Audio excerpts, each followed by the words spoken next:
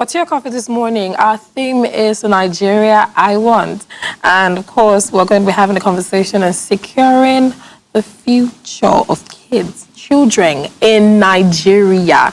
We're not going to be having this conversation alone. We already have Tommy Wale here with us this morning. He is a creative director, and we will be dissecting what it means to actually secure the future of children in Nigeria. Why should we secure the future of children in Nigeria, and many more? Good morning, Tommy. Good morning. Thank you for joining us. Good morning. Thank you. Thank you for is it the invitation now or the drive down and everything? I'm happy to be here. Thank Especially you on for this day. coming. Yes, and we know it's been a lot and a long time coming, but thank you very much for honoring our invitation. But the first question I want to ask you this morning is, what is Nigeria you want? I think I'm going to start from myself. I was trying to answer a question recently, and I said that the reason why I'm doing everything I'm doing is to make the life of the next person better. Right. So I think the Nigeria I want should just be an upscale, or should just reflect all of that, right? Where each and everybody should just make sure that the life of the next person, right, is better. So it's drainages, little things like that, right? It's the drainages, it's the neatness of the environment, right? It's you just making sure that you are doing everything you're doing, right, so that your neighbor or the person on the next lane while driving, right, just has a better chance at having a good day. Yeah, that's the Nigeria I want. And I think that if that, becomes the culture everywhere, I think, the art grades will be really beautiful. Okay, so earlier on the show before you joined us, we're talking about how it's very important for people to cultivate the habit of, recycling and, trying to make sure that we reduce waste, basically. Absolutely. Now, I believe that it's only people who are exposed to education that can fully understand the importance of recycling. Now, according to UNICEF, it says that over 10% of children are out of school. They are not going to school, and some places in the west, the northwest, the northeast, have like half of their girls out of school. Now, this shows the extent at which education is low. And if we want to achieve exposure, people need to be educated. Would you say that we've gotten to that level where our education system is top-notch? In fact, I wish you didn't go through that route, right, to ask him the question, because that, in my opinion, seems so advanced to answer the question of our educational level. I don't think it's top-notch. I don't think at all. So let me even start from uni. It was 2016. I was really, really a bit hyper, and I had a lot of energy, I believe, in 2016, just to make sure that things were better, right? And I saw this thing by World University Ranking, and then what they did was they put different bars, right, of colors, and then I put those colors on countries on the world. So it was a global chart, right? Map of the world, global chart. And then the least color was yellow, like a faint yellow, something lighter than what you're wearing. And it was 1 to 2. So that means 1 to 2 universities. And then the deep red at the top was maybe 100 plus universities.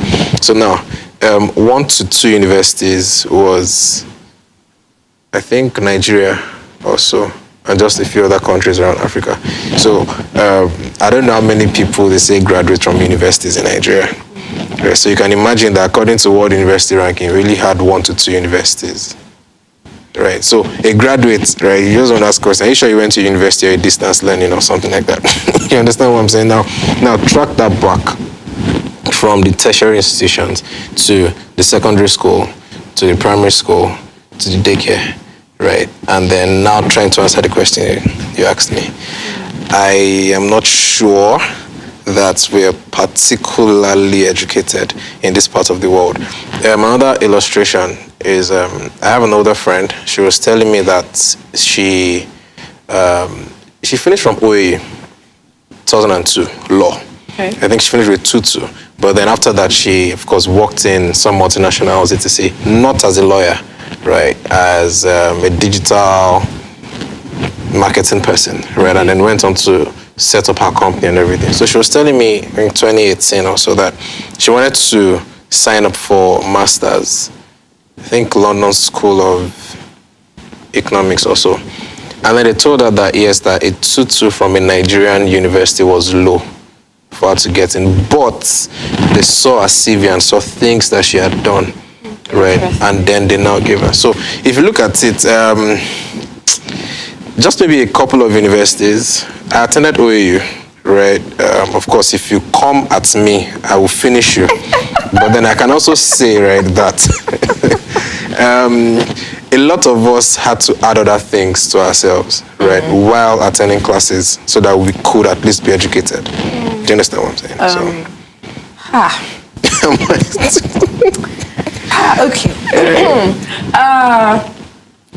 Securing the future would not be complete if we actually don't talk about children. We talked about the reality of education. In fact, if we start to dissect, it would be a bit demoralizing this morning, but all the same, celebrating. Absolutely, yeah. Day. And I don't want to call it cliche, but when we were growing up, they tell us that the children are the leaders of tomorrow. The children are the future of tomorrow. The children are the ones that are going to rule the world. The children are the ones that are going to be the nation's builders, and the ones that are going to pick up the building blocks and do everything necessary to make our country great. Is that reality really our reality? Okay.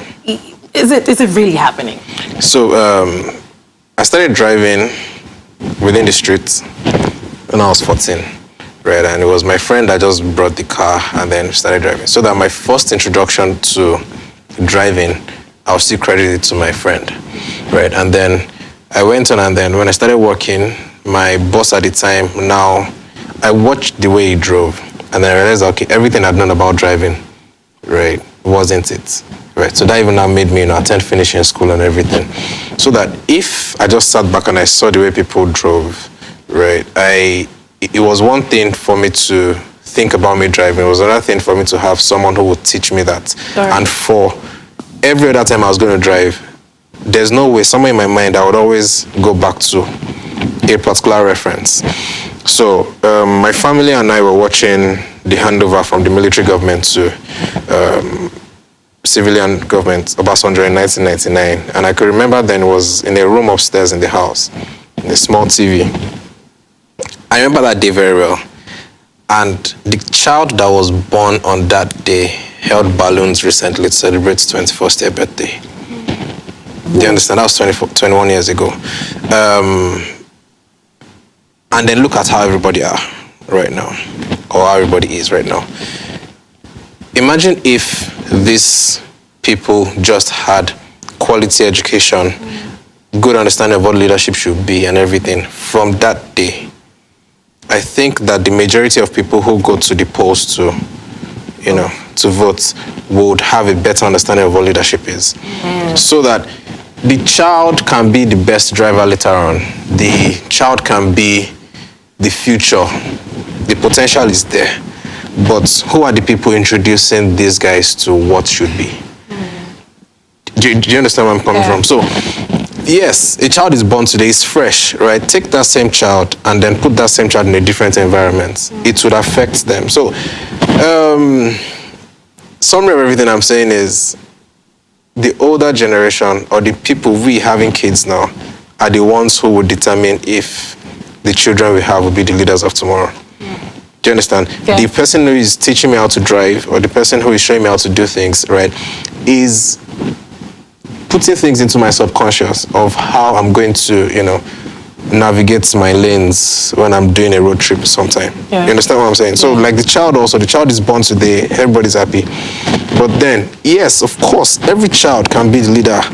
You get what I'm saying? But then the responsibility lies in us, the older generation, to understand that we're still the younger generation, but of course, many of us are having kids now. Yeah. Right? On how we're going to raise that child, train that child, and then make them be. So it's not with the child at all, it's with us. We need to fix ourselves. Okay, so you've said a lot. Aside from this illustration you've given, because everything still boils down to what we can do better, right? How we can secure the future of these children we're talking about. So really, I want you to pinpoint everything. And what can we do? And who are the people that should carry out that responsibility? Okay, so 2016, I still reference that year. Looks like that year was the year I was born. So 2016, right? We came up with a report at work on Nigerian millennials, and I'm talking with chief marketing officers and asking me what does millennial mean. That's a story for another day. And people didn't give the millennial generation any regard at the time. And I kept saying that these guys are going to own what's it called? They're going to own the financial resource very soon. They're going to be in managerial positions very soon. Now, if a bank did something funny in 2015, 2016, and people came on Twitter, the bank won't answer because you don't have the money now. But now, right, if they try it, people have grown, right? Yes. Millennials are in their 30s, late 30s now, about 39 years old now. Yeah. Get what I'm saying? So they would listen, right? We need to start seeing ourselves as the new older generation. We keep thinking that the older generation is up there, those people, we are those people now, right? We are the ones that the younger people are asking, send me 5K, send me 10K. We are the older ones now, right? So the question is, it should actually be what should we do, right? Because we are the older ones now. Now, simple thing, what do we want for ourselves first, right? Can anybody just project into the next 5 elections down the line and just think of the kind of picture we want to see at the polls? So 5 elections from now is just 4 times 5. That's just 20 years, right? So just imagine 1999 to now, right? Now, a large number of people, right, will be 18 years old. We will actually be the fathers of these people and the mothers of these people. It won't be some other people, right? Now, if we can see that, right, next thing we now need to do is to instill from their daycare, right, in fact, I think from a few months, I've not had a child before, right, so everything I'm saying is going to be from theory, right, but then I have friends who have kids, and these are the conversations we have every time. From the primary school, are you teaching your child to take responsibility for their actions, for everything they are doing, right? My mom, for example, would always, you do something, she's looking at you from afar, right? By the time she'll adjust you a bit. If you mess up, right, she would not just scold you, but then make sure that you take responsibility for everything you've done. Yeah. Right, so that if you go out, she builds a sense of independence, right? Are we going to do that so that if that child at age 10 stands somewhere, right, would the child be lost in making a decision, or would actually provide a solution immediately that will make the lives of everybody better? But then if you track it back, it's still on us. Are we ourselves, do we even have that kind of discipline in ourselves first? So that when the child just sees from afar and sees everything, right, what would the child assimilate or absorb from us? So it still starts from us, right? Don't let us see this thing as the older generation. Even the older generation, their parents, right, started it. Yeah. So I don't know if I have some time. The British guys handed over a beautiful or a sweet velvet cake to us. I love red velvet cake. Take it with wine, So they handed it over to us, but you need to teach us how to bake it. So all we were taught to do is to ask, where is the next velvet cake? Where is the next velvet cake? And if you look at it, 3 generations down the line, we are still pointing fingers until, our parents pointed fingers so much at some people that it got to them, they were still pointing fingers, and then they now started pointing fingers to the younger ones. And I asked them, who raised us?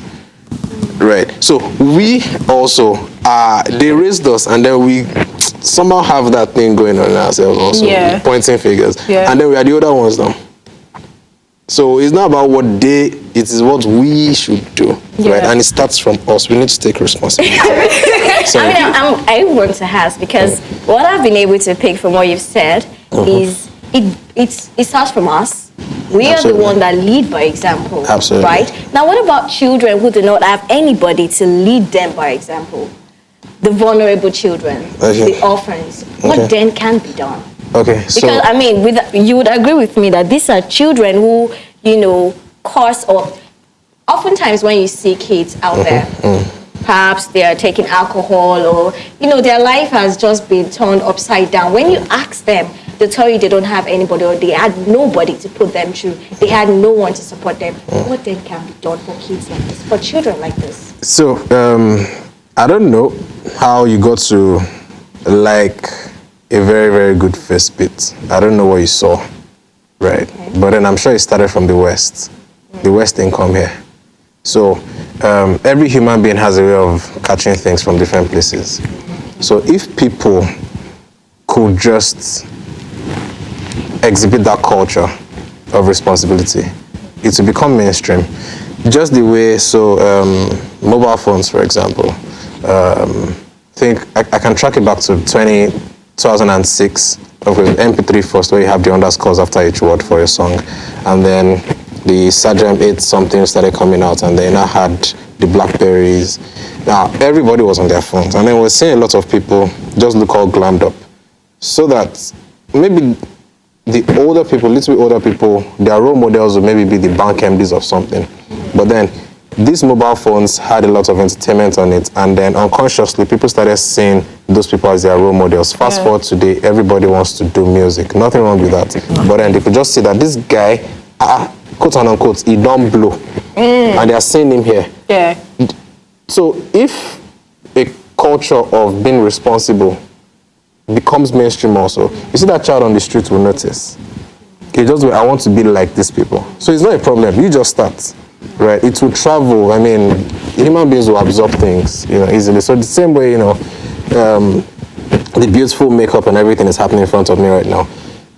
It was seen somewhere. Yeah. And then now refined, to the traditional attires, and then it's now looking all good and everything. So it's the same way also. I like the angle that you brought this conversation from, and I like where we're going with this, because take it or leave it, you've posed a very valid question. If everyone is pointing fingers at each other, who's going to take responsibility? Nobody. In fact, I know that sometimes when we have conversations with baby boomers, the first thing that they will say to millennials or Generation Z is the fact that, oh, you guys are this, and oh, you guys are that. I always ask that question. Who raised us?